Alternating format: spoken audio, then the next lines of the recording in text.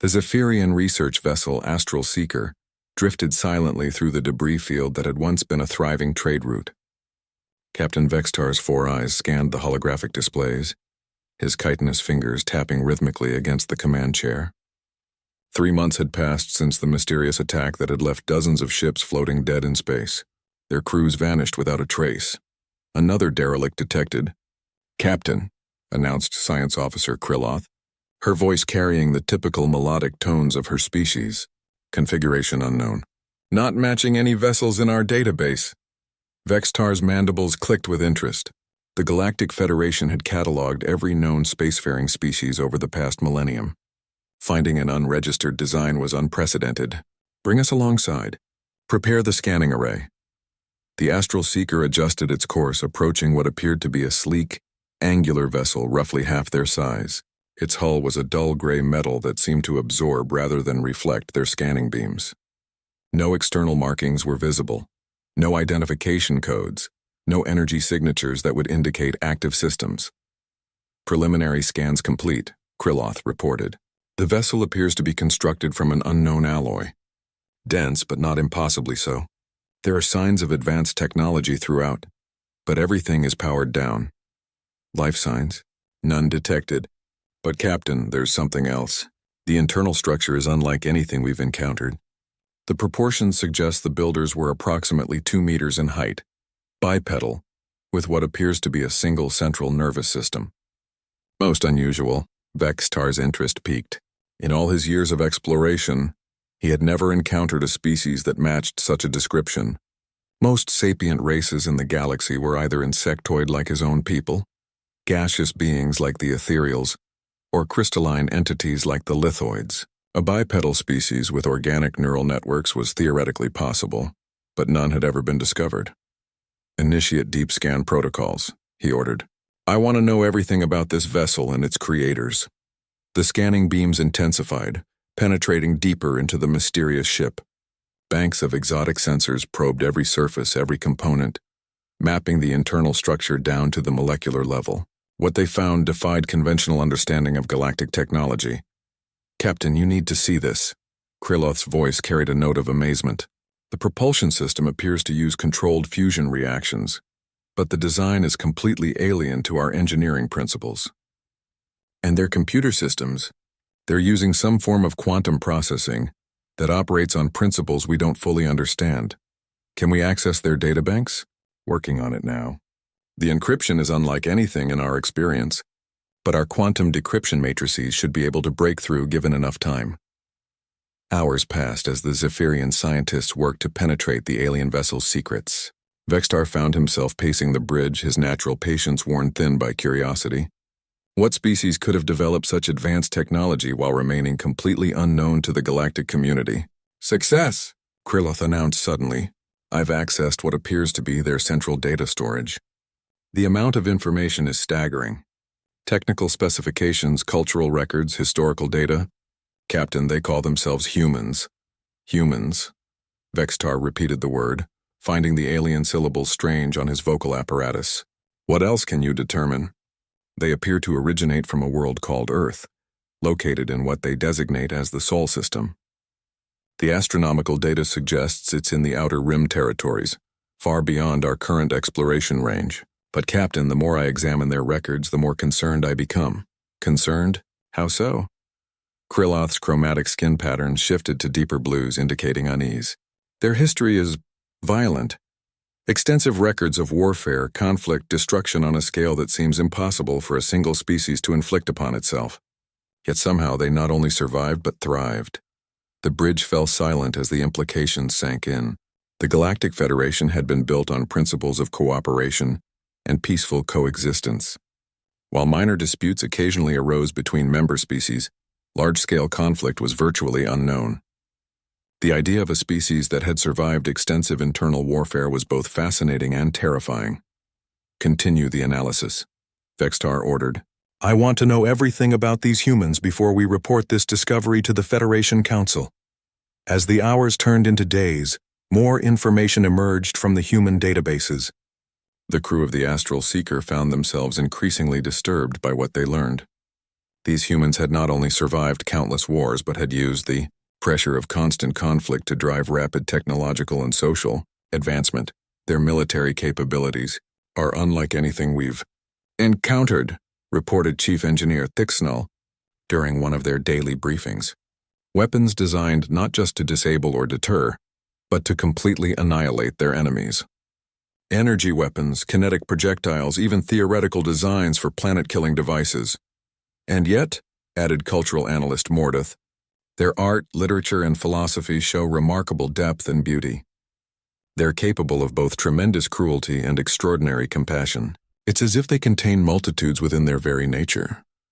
Vextar studied the translated documents appearing on his screen, poetry that spoke of love and loss, scientific treatises that pushed the boundaries of physics, military manuals that detailed strategies of unimaginable brutality. What manner of beings were these humans? Captain, Kriloth called out urgently, I've found something else. Recent navigation logs suggest this vessel was not alone. There were others, perhaps dozens of other human ships that passed through this system recently. Where were they heading? Toward the galactic core. Toward Federation space. The bridge erupted in concerned chatter. If these humans were actively exploring toward Federation territory with their advanced technology and warrior culture, the implications could be catastrophic. The peaceful civilizations of the galaxy were unprepared for contact with a species that had been forged in the crucible of endless warfare. We need to warn the Federation immediately, declared Navigator Silith. If these humans are as dangerous as their records suggest— Wait, Vextar interrupted, raising a chitinous hand for silence. Before we make any decisions, I want to complete our analysis. We need to understand not just their capabilities, but their intentions. Fear-based decisions have led to tragedy before. But even as he spoke, Vextar felt a chill of apprehension. Deep in the human databases, buried within technical specifications and cultural records, lay something that his crew had not yet discovered. Something that would change everything they thought they knew about these mysterious beings called humans. The scanning continued, and with each passing hour, the galaxy grew smaller. The revelation came during the third day of their investigation. Cultural analyst Mordeth had been deep in the human archives, translating what appeared to be historical records, when she stumbled upon something that made her respiratory spiracles flutter with shock. Captain Vextar, she called out, her voice barely above a whisper. You need to see this immediately. The captain moved swiftly to her station, noting the way her normally steady hands trembled as she manipulated the holographic displays. What have you discovered? These humans. They're not just warriors, Captain. They're survivors in ways we never imagined. Mordeth brought up a series of documents, their alien script flowing across the screen like water. According to their records, their homeworld has experienced multiple extinction-level events. Ice ages, asteroid impacts, volcanic eruptions that blocked out their sun for years at a time. Vextar's 4 eyes focused intently on the data. Natural disasters are common on developing worlds. What makes this significant? The frequency and intensity, Captain. Their planet should have been sterile a dozen times over. But each time these humans adapted. They survived conditions that would have wiped out any other species we know of. And more than that, they thrived. Science Officer Kriloth joined them, her chromatic skin displaying patterns of deep concentration. I've been analyzing their biological data from the medical records. Captain, their genetic structure is unlike anything in our databases. They show evidence of rapid evolutionary adaptation, as if their species was constantly under pressure to change or die. Show me, Vextar commanded. The holographic display shifted to show complex genetic charts and biological models. Even with his limited understanding of xenobiology, Vextar could see the anomalies. Where most species showed stable genetic patterns refined over millions of years, human DNA displayed remarkable flexibility and redundancy. They have backup systems for their backup systems, Kriloth explained. Multiple pathways for essential biological functions. Their immune systems are incredibly aggressive, capable of adapting to new threats in real time, and their neural plasticity. Captain, their brains can literally rewire themselves to cope with damage or new situations. Engineer Thicksnull approached the group, his insectoid features marked by confusion. Captain, I've been studying their technology trees. The progression doesn't make sense according to standard development models. They seemed to have developed multiple competing technologies simultaneously, as if different groups were racing against each other. Competition drives innovation, Mordeth observed. Their historical records show thousands of separate cultures, each developing independently, each pushing the others to advance or be conquered. Vextar felt a growing unease. The peaceful species of the Federation had developed through cooperation and shared knowledge. The idea of advancement driven by competition and conflict was alien to their understanding. What else have you learned about their expansion into space? That's where it becomes truly remarkable, Kriloth replied, bringing up navigation charts and technical specifications. They achieved spaceflight despite their world being constantly embroiled in conflicts. Their space program wasn't driven by scientific curiosity alone, but by military necessity and national pride. The displays showed primitive rockets launching from a blue-green world, carrying humans beyond their atmosphere, while their planet below still showed the scars of active warfare. It was a level of determination that defied logic. They were fighting each other while simultaneously reaching for the stars, Mordeth added, awe creeping into her voice. Even in their earliest space missions, they were planning for scenarios where they might need to abandon their homeworld entirely. Navigator Silith had been quietly reviewing the astrogation data. Captain, their deep space missions show a disturbing pattern. They weren't just exploring for resources or scientific knowledge. They were looking for new homes, backup locations in case their primary world became uninhabitable. A survival instinct that runs deeper than individual preservation, Vextar mused. They're thinking in terms of species survival across multiple worlds, multiple star systems. The bridge crew fell silent as the implications settled over them. Every Federation species had developed on stable worlds with predictable environments. Their expansion into space had been gradual, careful, motivated by curiosity and the desire for new experiences. The humans had approached space as refugees, driven by the constant possibility that they might need to flee their own world. There's more, Kriloth said softly. I've found records of their first contact protocols.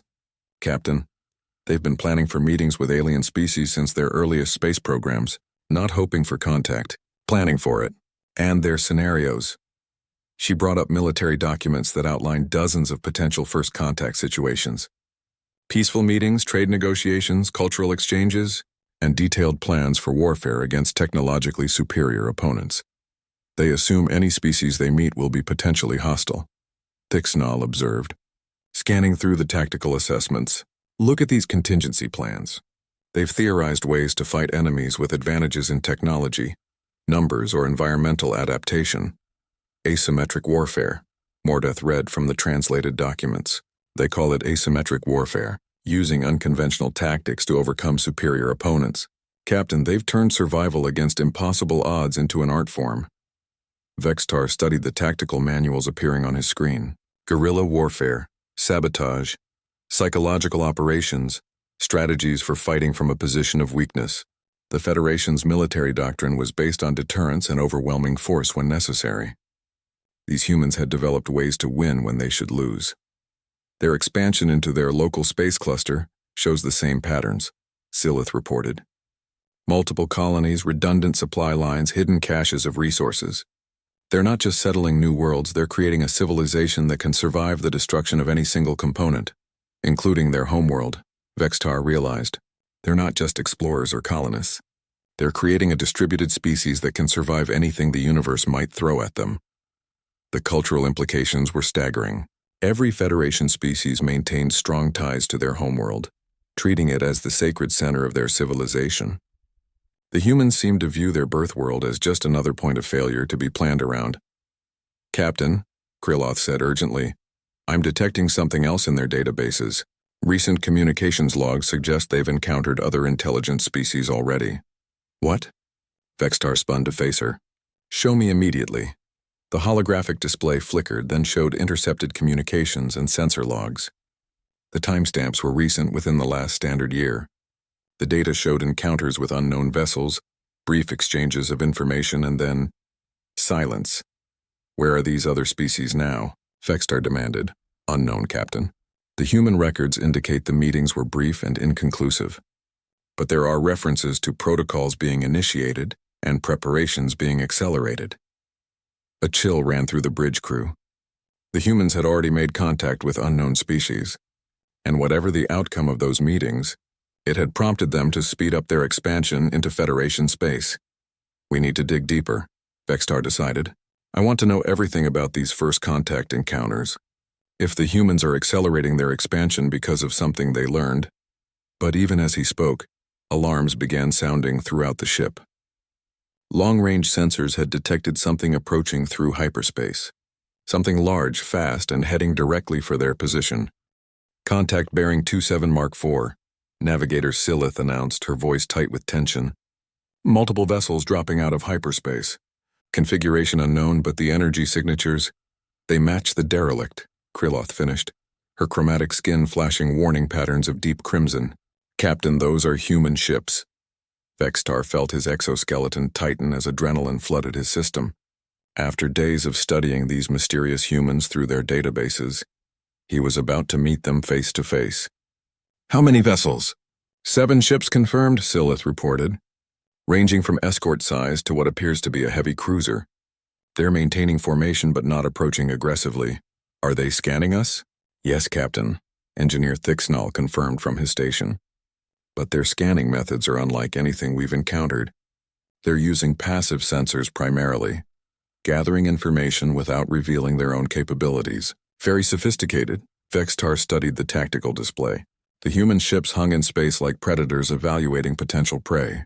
Their formation was loose but coordinated, allowing them to respond quickly to any threat while maintaining multiple escape routes.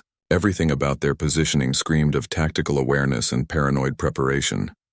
Open a communication channel, he ordered. Standard first contact protocols. Channel open. Captain, Vextar cleared his throat, his translator preparing to convert his words into the mathematical universal language used for first contact situations. Unknown vessels, this is Captain Vextar of the Galactic Federation ship Astral Seeker. We come in peace and wish to establish diplomatic communication. The response came faster than expected, and in perfect Zephyrian. Captain Vextar, this is Admiral Sarah Chen of the Terran Exploration Fleet. We've been monitoring your investigation of our lost vessel. We appreciate your careful approach, but we need to discuss the situation immediately. The bridge fell silent. Not only were the humans already fluent in Federation languages, but they had been watching the entire time. Vextar's mandibles clicked nervously as he realized how thoroughly they had been outmaneuvered. Admiral Chen, may I ask how long you've been observing our operations? Since approximately 6 hours after you began your deep scans, came the calm reply. We have standing protocols for any investigation of our vessels. Your ship triggered our monitoring systems the moment you accessed our databases. Kryloth's skin patterns shifted to pale blue, indicating shock. She whispered to Vextar, Captain, if they've been watching us, they know we've seen everything. Their military capabilities, their history, their expansion plans. Vextar nodded grimly. Admiral Chen, we would welcome the opportunity for direct communication. Would you be willing to meet aboard our vessel? Actually, Captain, we'd prefer you join us aboard the Enterprise. We have some things to show you that will be easier to demonstrate than explain. The invitation was politely phrased, but Vextar recognized it for what it was. Not quite a demand, but close enough. Very well, Admiral. I'll prepare a diplomatic party. Just yourself and your science officer, if you please. And, Captain, bring the data you've extracted from our derelict vessel. You're going to need it for context. The communication channel closed, leaving the bridge in stunned silence. In less than 10 minutes, the humans had demonstrated superior intelligence gathering, tactical positioning, and diplomatic maneuvering. They had turned what should have been first contact into a controlled scenario where they held all the advantages. Captain, Mordeth said quietly, I don't think we should go aboard their ship. We know almost nothing about their intentions, and everything we've learned suggests they're extremely dangerous. And that's exactly why we need to go, Vextar replied, checking his environmental suit. If they wanted to harm us, they could have done so already. They've had us under observation for hours. No, they want something else. 30 minutes later, Vextar and Kryloth found themselves in the shuttle bay of the human vessel Enterprise. The ship was larger up close than their sensors had indicated, and its design spoke of both elegance and deadly efficiency. Everything was built with redundant systems and defensive capabilities. Admiral Chen was waiting for them, and Vexitar had to suppress his surprise at seeing a human in person for the first time. She was indeed bipedal, roughly 2 meters tall, with pale skin and dark hair arranged in a practical military style. Her eyes were brown, warm but alert, with an intelligence that seemed to catalog everything around her. "Captain Vexitar." "Science Officer Kryloth," she greeted them, her pronunciation of their names perfect despite the alien phonetics. "Welcome aboard the Enterprise. I'm Admiral Chen, and this is my science advisor, Dr. Marcus Webb." The second human was older, with gray hair and laugh lines around his eyes, but the same intense alertness. Both humans wore what appeared to be military uniforms, but without obvious weapons. Yet something in their posture suggested they were never truly unarmed. "Thank you for receiving us, Admiral," Vexitar replied carefully. "We're honored by this opportunity for first contact between our species." "Actually, Captain, this isn't first contact," Admiral Chen said with a slight smile. "We've been aware of the Galactic Federation for quite some time. We've been studying your civilization from a distance while we prepared for formal introduction." Dr. Webb gestured toward a corridor. "Perhaps we should continue this conversation in the briefing room. What we have to show you will take some time to explain." As they walked through the ship's corridors, Vexitar noted the efficiency of the design. Everything served multiple purposes. Every space could be quickly reconfigured for different needs.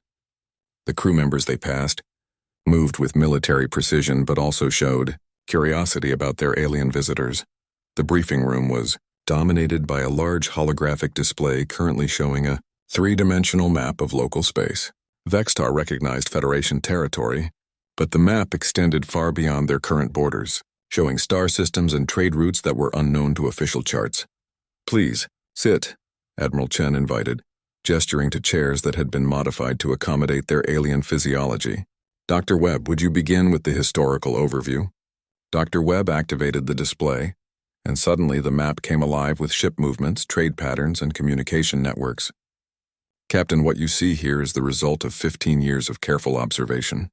We've been watching the Federation, learning your languages, studying your cultures, and mapping your territories." 15 years? Krylov's voice carried a note of disbelief. "But our long-range sensors would have detected..." "Would they?" Admiral Chen asked gently.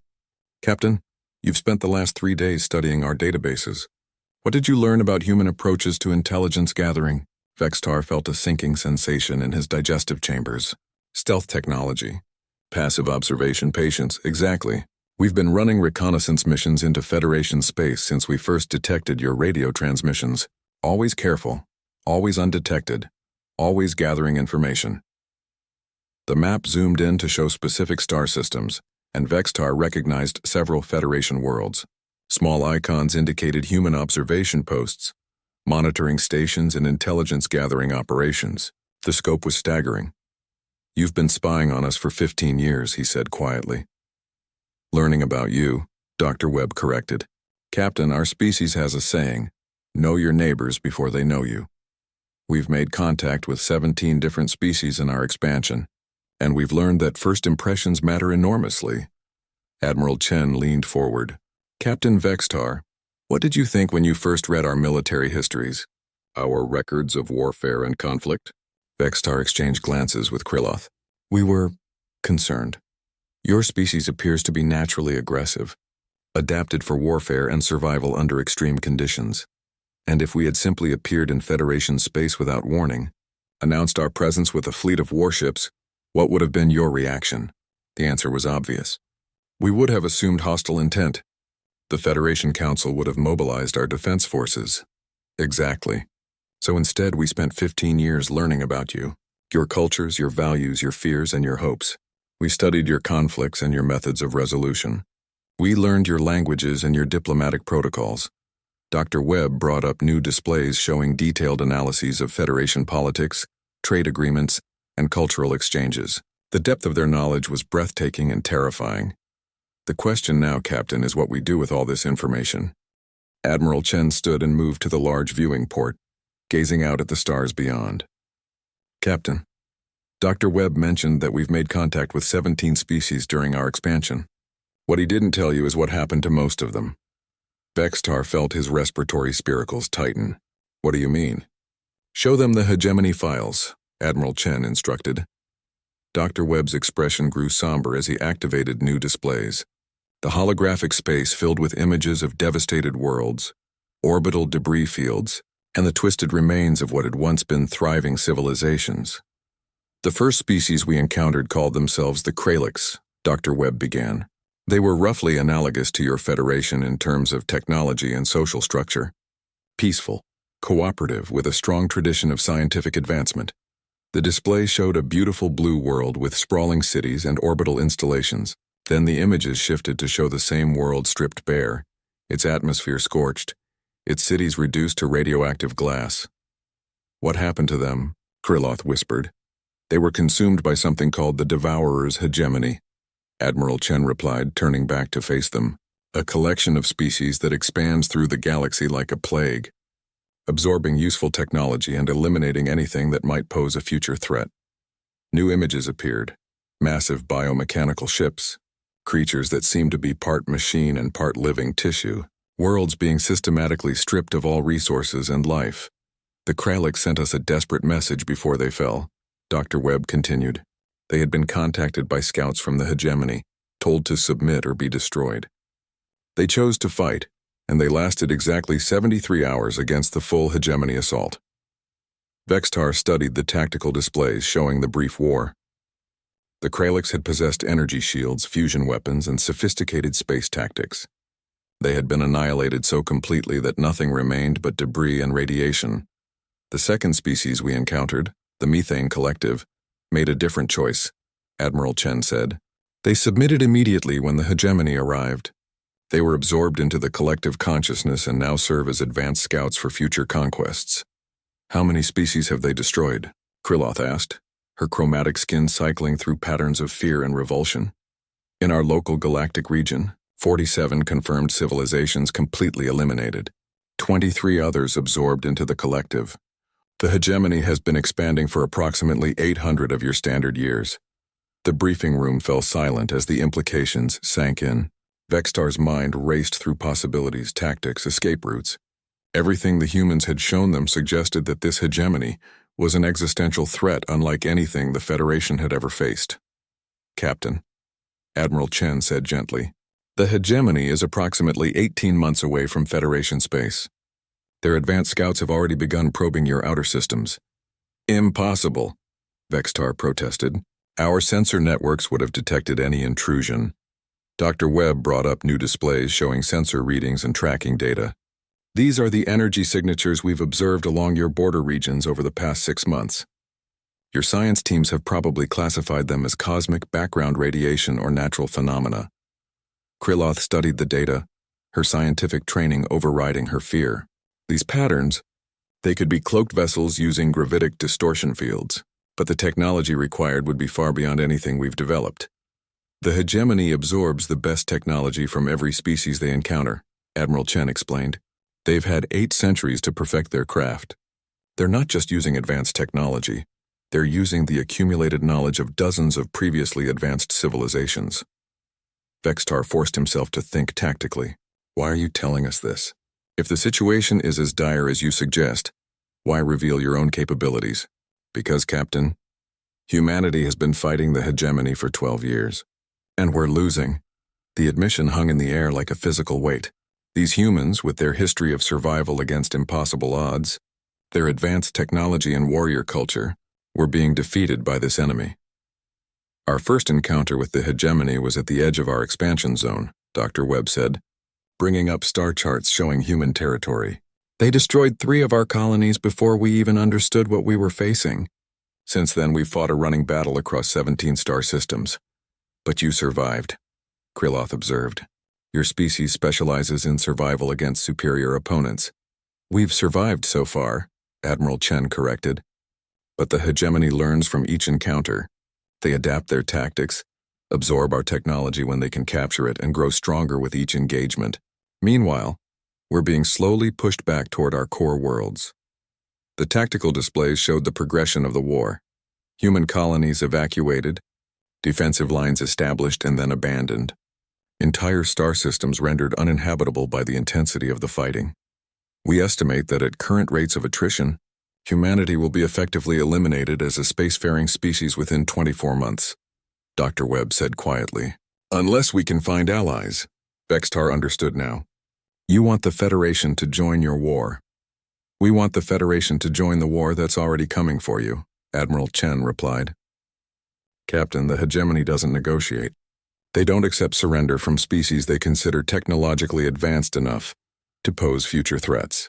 The Federation's peaceful nature, your cooperative governments, your technological capabilities, you represent exactly the kind of civilization they'll want to eliminate completely, but surely with advance warning.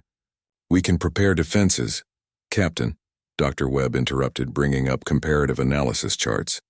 The Federation's military doctrine is based on deterrence and overwhelming force applied at decisive moments.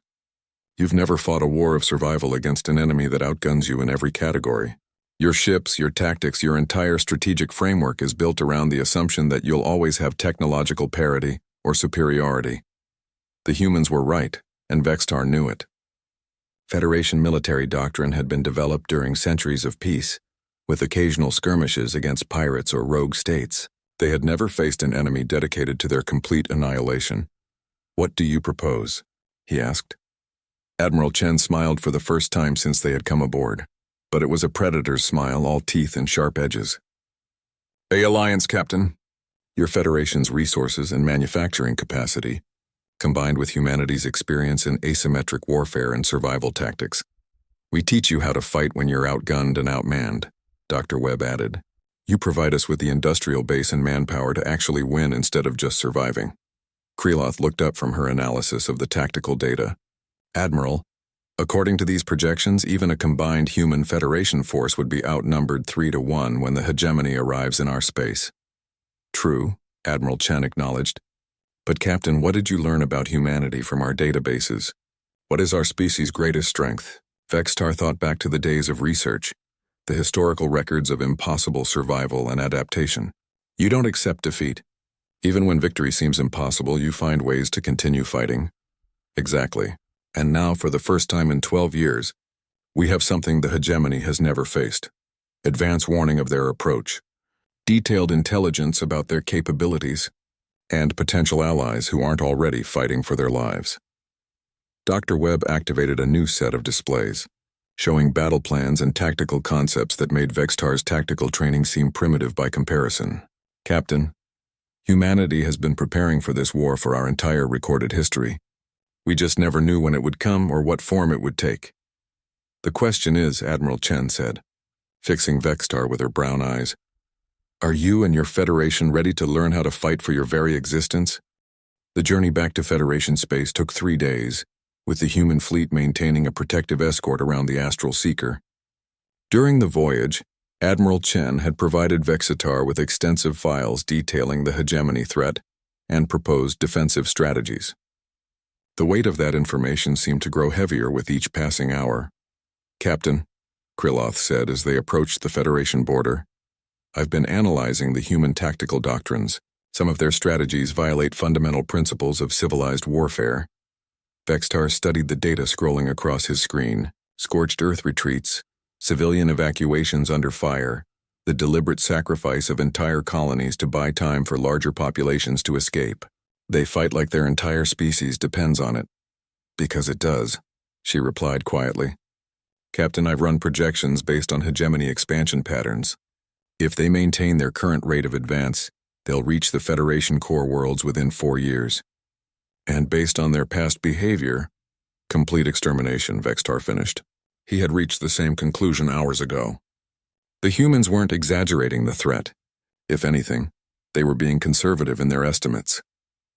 The Federation Council chambers on Zentara Prime had never hosted such a tense gathering.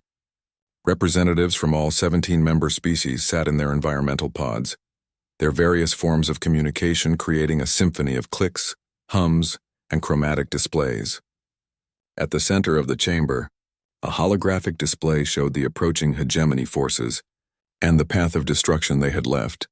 Behind Chancellor Morthek of the Crystalline, Collective raised her resonant voice above the general discussion. These humans claim to offer salvation, but they ask us to abandon everything our civilization stands for. Their methods are barbaric.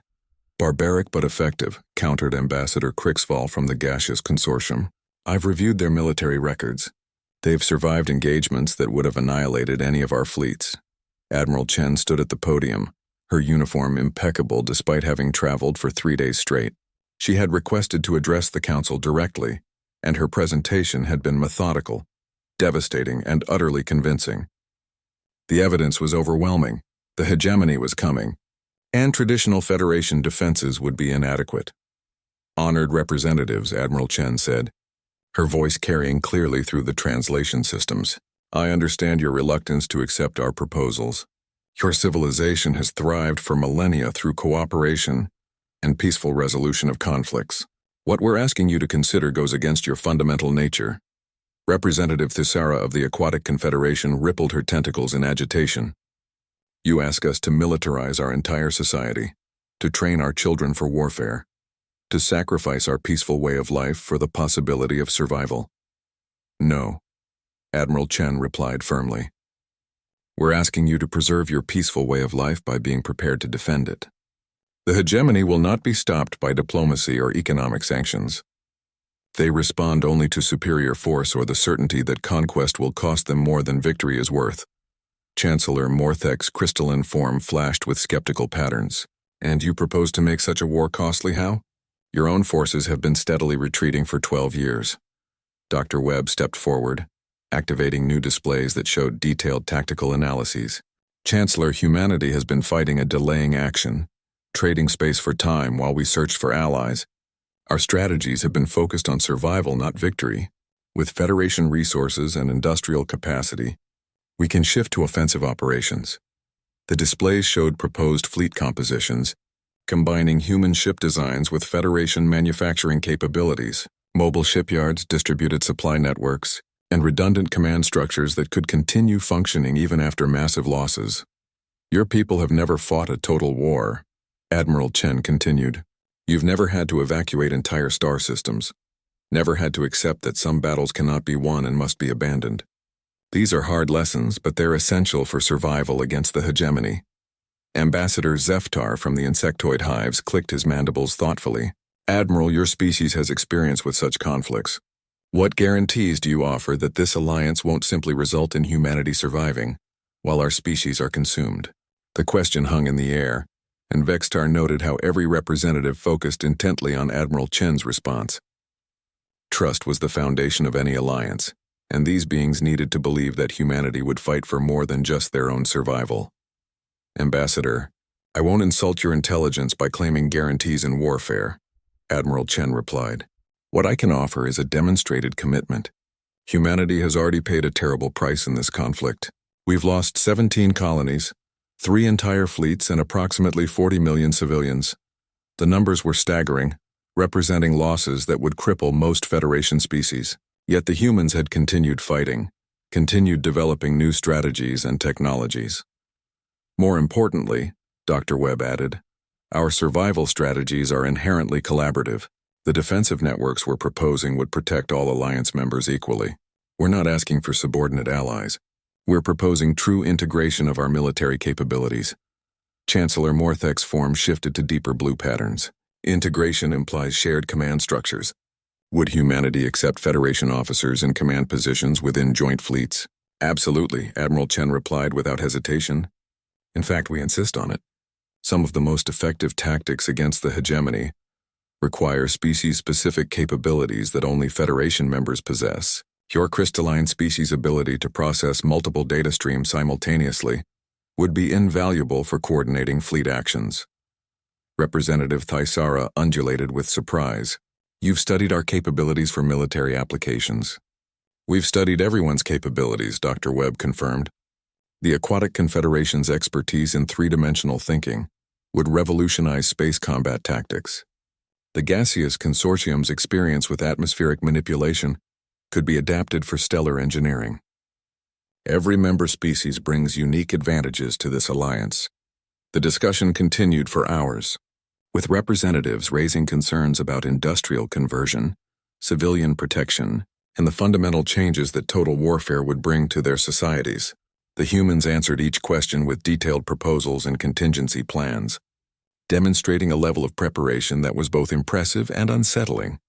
Finally, Chancellor Morthek called for recess to allow the representatives to consult with their home governments. As the chamber emptied, Vextar found himself alone with Admiral Chen and Dr. Webb. "Admiral," he said quietly, "there's something that's been troubling me since our first meeting. You've been preparing for this alliance for months, possibly years. You've studied our species, learned our languages, developed integrated strategies. All of this before you had any guarantee that we would agree to work with you." Admiral Chen nodded slowly. "Captain, what would have happened if the Federation had refused our alliance proposal?" The question was rhetorical, but Vextar answered anyway. "Humanity would have continued fighting alone until the hegemony destroyed you. And then? The hegemony would have turned toward Federation space with whatever technology and tactical knowledge they had gained from defeating humanity." Exactly. So from our perspective, this alliance isn't just about mutual survival. It's about ensuring that if humanity falls, we don't make the hegemony stronger for their next conquest. Dr. Webb brought up a final display, showing long-term projections for galactic civilization. "Captain, we're not just fighting for our individual species. We're fighting for the principle that intelligence and cooperation can triumph over brute consumption. If the hegemony continues their expansion unchecked, they'll eventually control this entire galactic arm." Vextar studied the projections, seeing a future where organic civilization was replaced by the hegemony's biomechanical collective. "How long do we have to prepare?" 18 months until their advance forces reach Federation space," Admiral Chen replied. "Maybe 24 months until their main fleets arrive. It's not much time to transform an entire civilization, but it will have to be enough." As if summoned by their conversation, Chancellor Morthek's assistant approached to inform them that the council was ready to reconvene. The vote would be close, Vextar knew, but the evidence was overwhelming. The Federation would accept the human alliance proposal because they had no choice. What worried him was whether they could change fast enough to survive what was coming. 14 months later, the Kepler System Defensive Array represented everything the Human Federation Alliance had managed to accomplish in their crash militarization program. Massive orbital platforms bristled with hybrid weapons, combining human innovation with Federation engineering. Automated defense satellites formed layers of overlapping coverage extending to the edge of the system. Most importantly, mixed crews from a dozen species worked together with the kind of coordination that should have taken decades to develop. Admiral Chen stood on the bridge of the Harmony, the first truly integrated warship produced by the Alliance. Her tactical officer was a crystalline who could process targeting data from 60 different sources simultaneously. Her navigation team included gaseous beings who thought in 3 dimensions naturally. Her engineering chief was a human who had learned to work with insectoid precision manufacturing techniques. "Admiral," reported Commander Thexdal, the crystalline tactical officer. "Long-range sensors are detecting spatial distortions consistent with hegemony approach signatures. Multiple contacts bearing 07 Mark 12, distance approximately 4 light hours and closing." "How many ships?" Admiral Chen asked, though she suspected she already knew the answer. "Preliminary count suggests 47 primary vessels with approximately 300 escort craft." "Admiral, that's twice the force we expected for their advance fleet." Captain Vextar, now serving as Alliance Coordinator for the Kepler Defense, clicked his mandibles grimly. "They've learned from our previous engagements. They're not taking any chances with this system." The Kepler system had been chosen as the first major defensive stand for several reasons. Its position made it a natural choke point for hegemony advance into Federation space. More importantly, its dual-star configuration provided unique opportunities for the solar engineering weapons that the gaseous consortium had helped develop. "Signal all fleet elements," Admiral Chen ordered. "Execute Formation Sigma 7. All civilian evacuation transports are to begin immediate departure for Rally Point Zulu." The massive Alliance fleet began moving into position. 63 major warships, 400 escort vessels, and nearly 1,000 automated defense platforms. It was the largest military force ever assembled by either civilization, and according to their projections, it might not be enough. "Admiral," called Dr. Webb from the science station he had insisted on manning personally, "the hegemony fleet is maintaining standard approach vectors. They don't appear to have detected our cloaked minefield networks." "Good. Let them get comfortable." Admiral Chen turned to her communications officer. Signal Fleet Captain Morshan aboard the Crystal Fortress. Her dreadnought group is to maintain position until the hegemony enters the engagement envelope. The waiting began. Despite all their preparations, all their training exercises and tactical simulations, the Alliance forces had never faced the hegemony in a major fleet engagement. Everything they thought they knew about their enemy came from human experiences during running battles and desperate evacuations. "Contact," Commander Thexdal announced. "Hegemony advanced scouts are crossing the outer perimeter." "They're..." "Admiral, they're not advancing in standard formation." The tactical display showed something that made Admiral Chen's blood run cold. Instead of the methodical advance pattern that characterized previous hegemony operations, the enemy fleet was spreading out, probing different vectors simultaneously while maintaining communication between elements. "They're learning," Captain Vextar observed. "They've adapted their tactics based on human defensive strategies." "Signal all groups," Admiral Chen ordered. "Execute contingency plan Delta 4. We're going to have to adjust our approach." The battle began 40 minutes later, when the first hegemony probe vessels encountered the Alliance's outer defense rings. The exchange of fire was brief but devastating, with both sides losing multiple ships in the first engagement. What worried Admiral Chen was how quickly the hegemony ships adapted to Alliance weapon systems. "Their shields are rotating frequencies to counter our energy weapons," reported the human engineering chief, Lieutenant Commander Santos. "They're analyzing our firing patterns and adjusting their defensive matrices in real time." "This is what they did to us at Proxima," Dr. Webb called out. "They learn faster than any biological species should be able to." "Admiral, I recommend we implement the Chaos Protocols immediately." Admiral Chen nodded grimly. The Chaos Protocols were perhaps the most desperate innovation of the human military doctrine, deliberately introducing randomness and unpredictability into their own tactics to prevent enemy adaptation. It went against everything the Federation had learned about effective military coordination. "All ships, implement random tactical variance pattern Omega. Navigation officers, begin executing random course corrections within engagement parameters. Weapons officers, shift to random targeting and firing sequences." The Alliance fleet's coordinated formations dissolved into what appeared to be chaos. Ships maneuvered unpredictably, weapons fired in seemingly random patterns, and defensive systems activated according to generated probability curves rather than tactical logic. To outside observers, it looked like the Alliance forces had lost their minds. To the hegemony's adaptive combat systems, it was incomprehensible. "It's working," Commander Thexdal reported with amazement. "Hegemony targeting solutions are degrading. They can't predict our movement patterns because we're not following any patterns." The main engagement began when the hegemony's primary fleet entered the inner system. Alliance forces met them with a combination of conventional tactics and chaotic innovation that produced a battle unlike anything in recorded galactic history.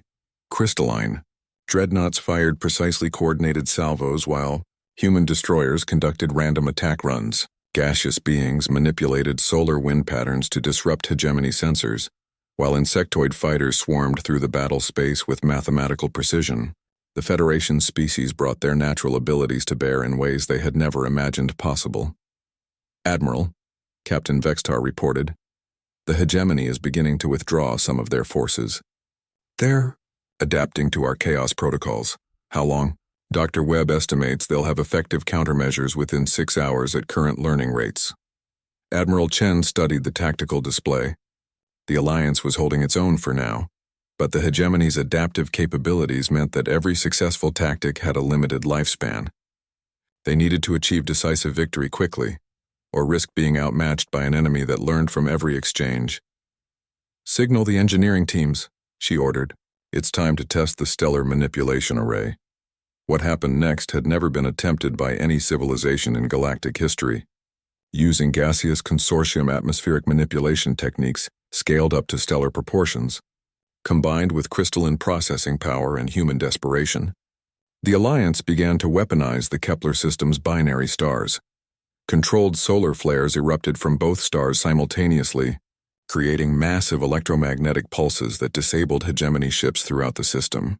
The artificial solar wind, carefully shaped by gaseous beings working in perfect coordination, created radiation storms that overwhelmed enemy sensors and communication systems.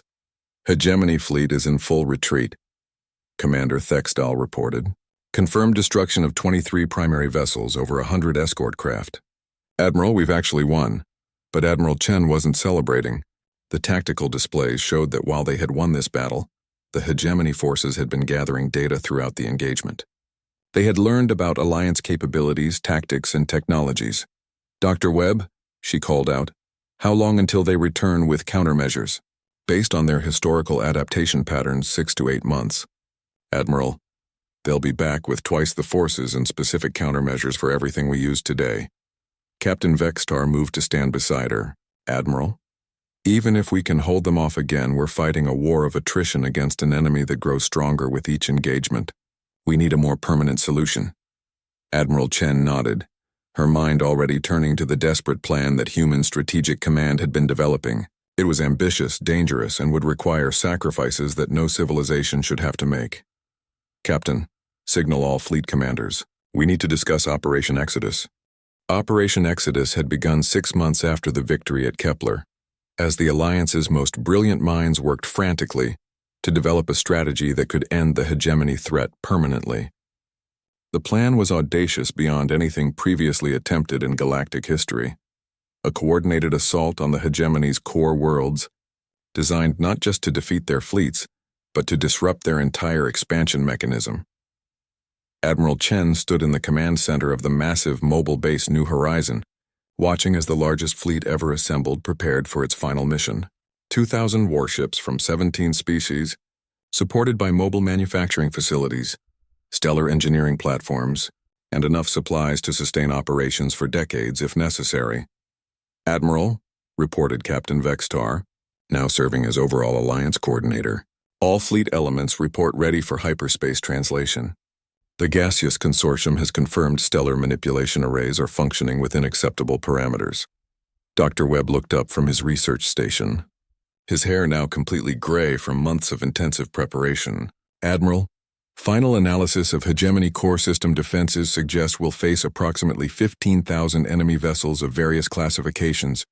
Even with our technological advantages, we're looking at casualty rates of 60% or higher. The numbers were sobering, but not unexpected. Operation Exodus was designed as a one-way mission. The Alliance would either succeed in crippling the hegemony permanently, or they would be destroyed in the attempt. There was no middle ground. Signal all ship commanders, Admiral Chen ordered. Begin final transmission to home worlds. Throughout the fleet, messages were sent to families, loved ones, and home governments. The Alliance had been honest about the nature of this mission from the beginning. Everyone aboard these ships had volunteered, knowing they might never return home. Commander Thextal, the crystalline tactical officer who had served with Admiral Chen since Kepler, activated the long-range communication array. Admiral, we're receiving the final transmission from Earth. The holographic display showed the rotating blue-green world that had given birth to humanity's stubborn refusal to accept defeat. President Martinez appeared on screen, her expression mixing pride and sorrow. Admiral Chen, Dr. Webb, and all the brave souls of the Alliance fleet. Humanity has faced extinction before, but never with such noble companions beside us. Whatever the outcome of your mission, know that you carry the hopes and dreams of billions of beings who believe that intelligence and cooperation can triumph over mindless consumption. Similar messages came from Federation worlds, Chancellor Morthek expressing the crystalline collective's gratitude for humanity's alliance, the Aquatic Confederation promising to remember the sacrifice being made for their freedom, and dozens of other species adding their voices to the chorus of support. All ships report ready for hyperspace translation, Captain Vextar announced. Admiral Chen took one last look around the command center. Human, crystalline, gaseous, insectoid, and aquatic beings working together with perfect coordination. It had taken an existential threat to force such cooperation, but perhaps that was the only way true unity could be achieved. Execute translation, she ordered. The journey to hegemony space took 4 days, with the fleet emerging at the edge of a system that showed the scars of 8 centuries of aggressive expansion. Orbital platforms surrounded every planet. Massive shipyards produced vessels of war at an industrial scale that dwarfed anything the Alliance had imagined, and the space between worlds crawled with millions of ships serving the hegemony's expansion machine. Confirmed contact with the primary collective consciousness, Dr. Webb reported. The central processing matrix appears to be located within the system's primary star itself. They've turned an entire sun into a computational device. The scale of hegemony infrastructure was overwhelming. They hadn't just conquered this system. They had transformed it into a tool for galactic domination. Every resource was dedicated to expansion.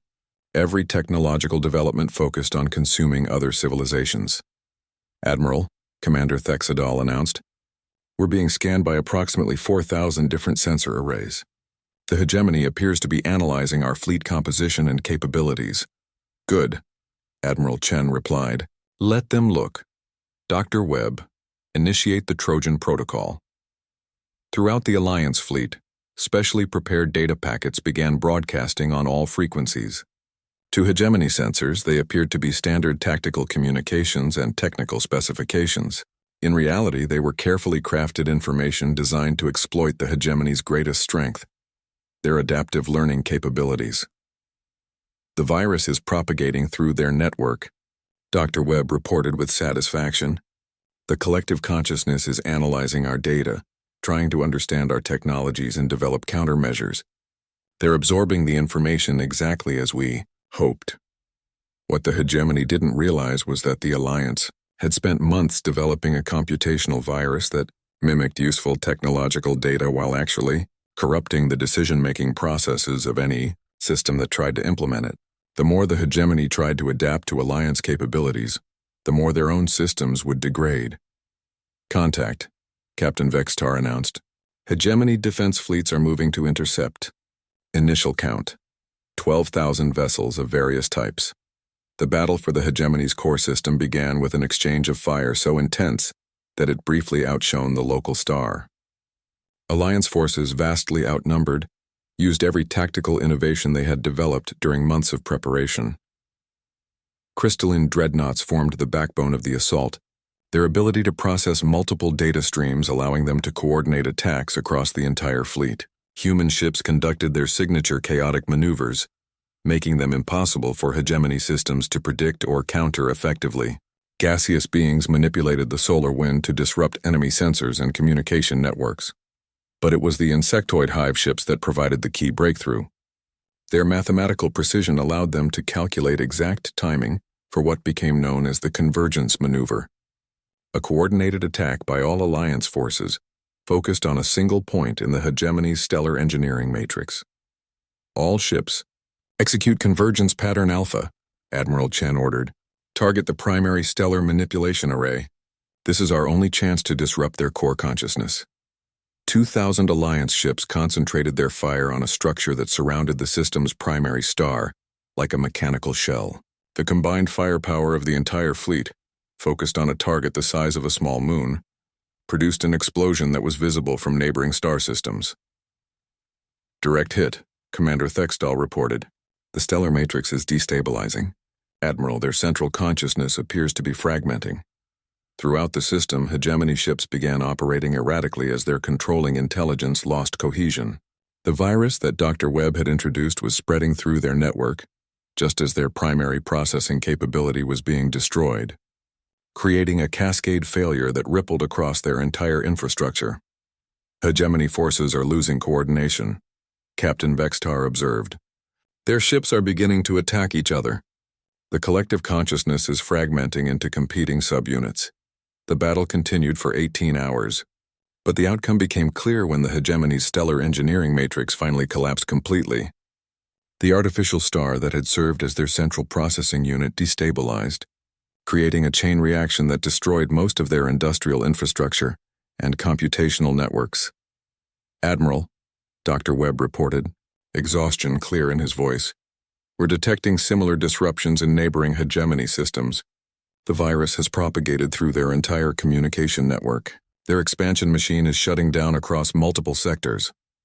Admiral Chen studied the tactical displays showing the gradual collapse of hegemony forces throughout local space. Ships that had terrorized the galaxy for centuries were now drifting helplessly or destroying each other in fratricidal battles between fragments of the fractured collective consciousness. "Fleet status report," she requested. "Alliance casualties: 47% of major vessels, 31% of escort craft, Captain Vextar reported. But Admiral, we've won. The hegemony's expansion capability has been effectively eliminated. The victory came at an enormous cost, but it was complete. The hegemony's ability to function as a coordinated expansion force had been destroyed, their adaptive learning systems corrupted beyond repair, and their industrial infrastructure reduced to scattered remnants fighting among themselves. 3 months later, Admiral Chen stood once again on the bridge of the Harmony, now serving as flagship for the Alliance forces, establishing a permanent monitoring presence in former hegemony space. The threat of galactic consumption had been eliminated, but the work of ensuring it never returned would continue for generations. Admiral, Captain Vextar said, approaching with a communication pad, we're receiving messages from across the galaxy. Former hegemony-controlled systems are declaring independence, forming new governments, requesting Alliance assistance with reconstruction. Admiral Chen smiled, looking out at the stars that were once again safe for Organ.